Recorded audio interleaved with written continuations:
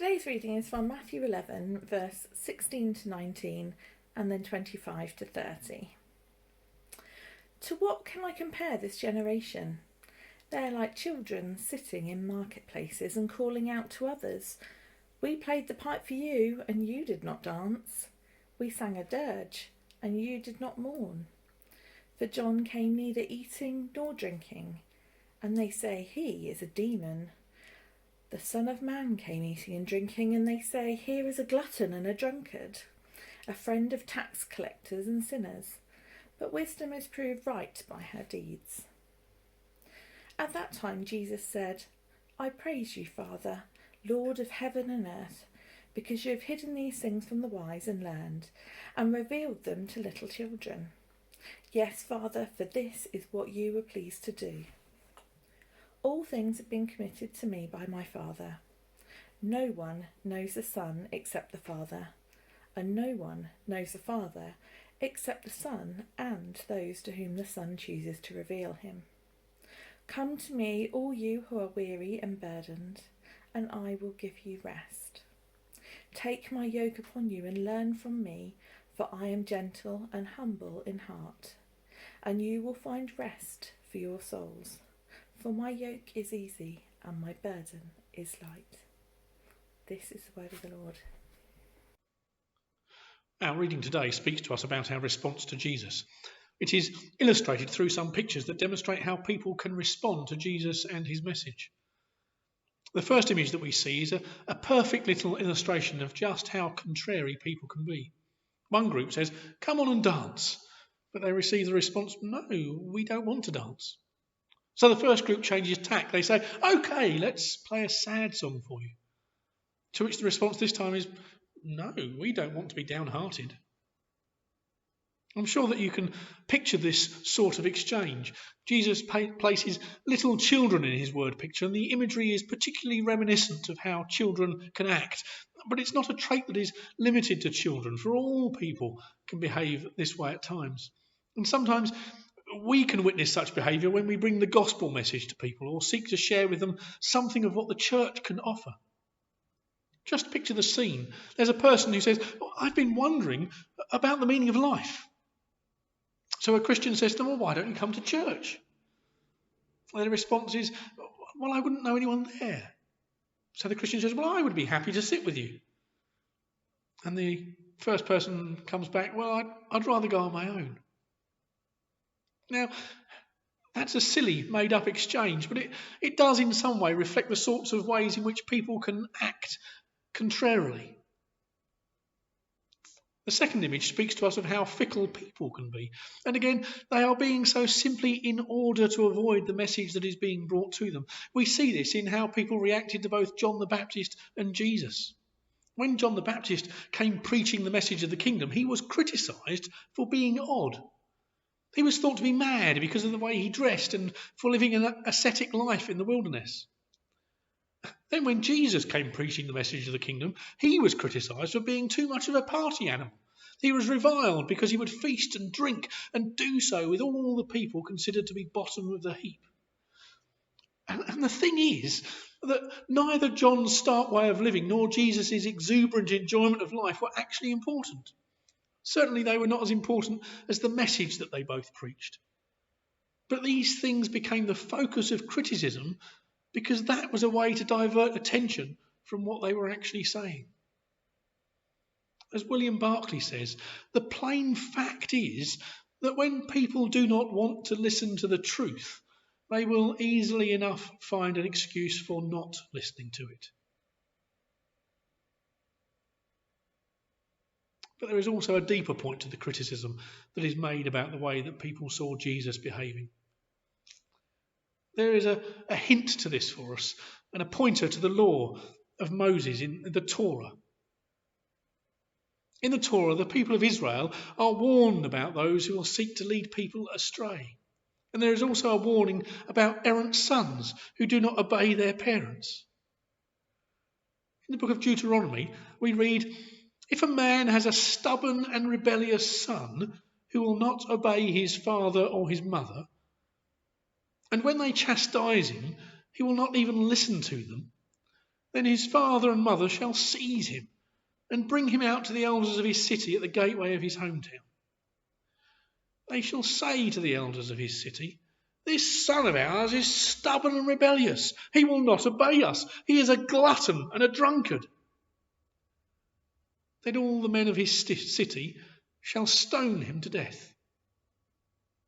So you shall remove the evil from your midst, and all Israel will hear of it and fear."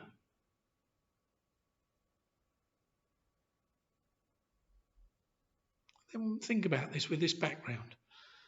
Jesus is frequently seen as rebellious and stubborn. He is also commonly called a glutton and a drunkard.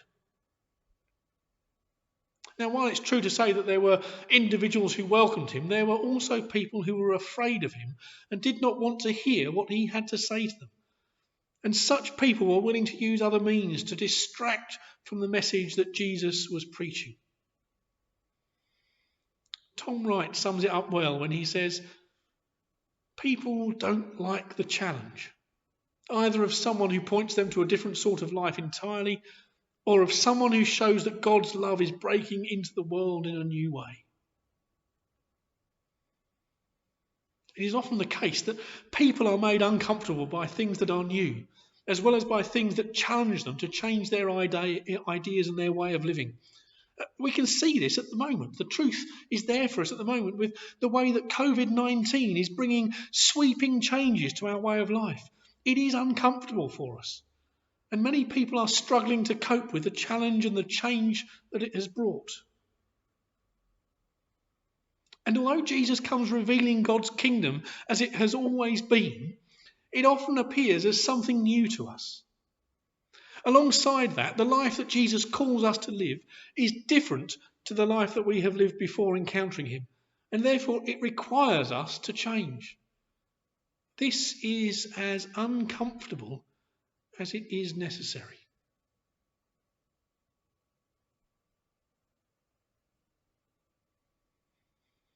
I went looking on the World Wide Web and looked particularly at the website amazon.co.uk, and I searched for the general theme of self-help books.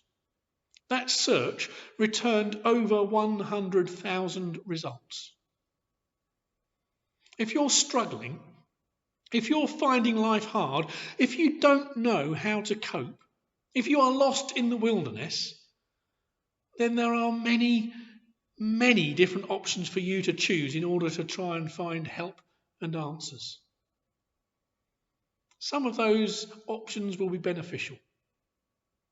Some of those options will be a waste of money. Some of those options may be harmful. Some of those options may even only exist to earn the author a quick buck. But what none of these options can do is solve everything. None of them will be a panacea. None of them will be a cure-all. None of them will be the right answer for every seeker. None of these options can truly satisfy. Yet there is one option that can satisfy all. There is one option that can give strength. There is one option that provides succour. Jesus says, "Come to me, all who are weary and burdened, and I will give you rest." He makes a promise, and we know that his promises are true. Jesus goes on to tell us that his yoke is easy and his burden is light. Note that we're not given an assurance that there will not be a burden. Rather, the burden that we have to carry will not be onerous or difficult because of who has given it to us and how he will help us to bear it. William Barclay claims that the word commonly translated as easy at the end of this passage can also be translated as well-fitting. He uses this translation to describe how the yoke that we are given is tailored to our gifts and abilities, just as a yoke for an ox can be made in such a way that it truly fits the animal and does not cause it harm. So too our yoke is made for us.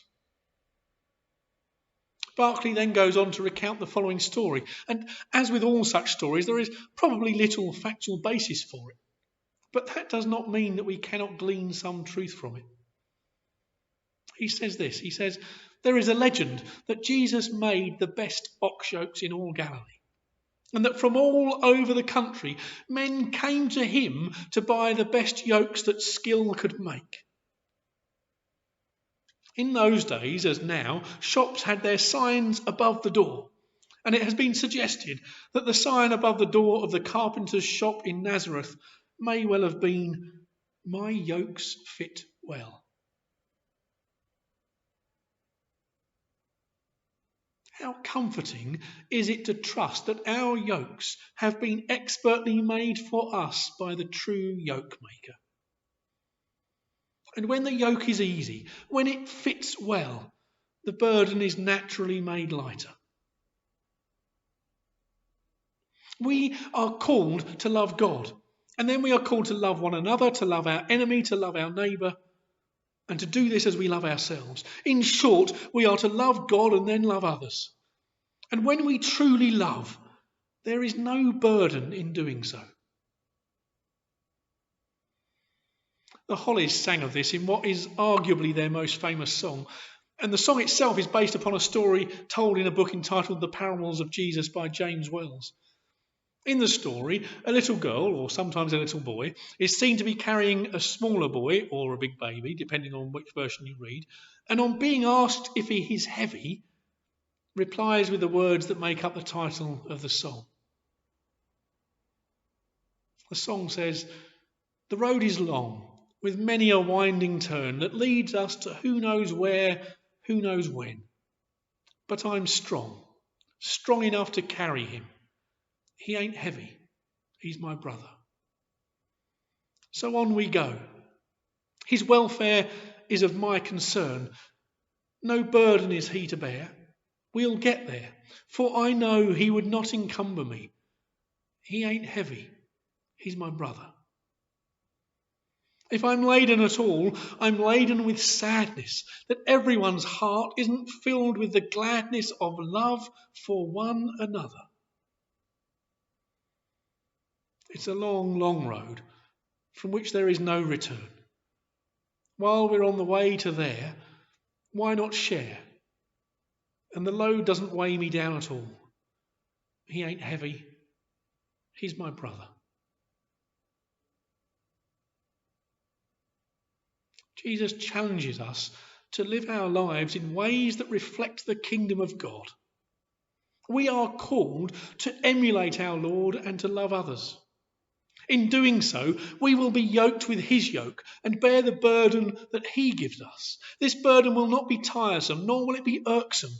Instead, it will be fulfilling and satisfying. And eventually, it will lead us to the rest that he promises us. Amen.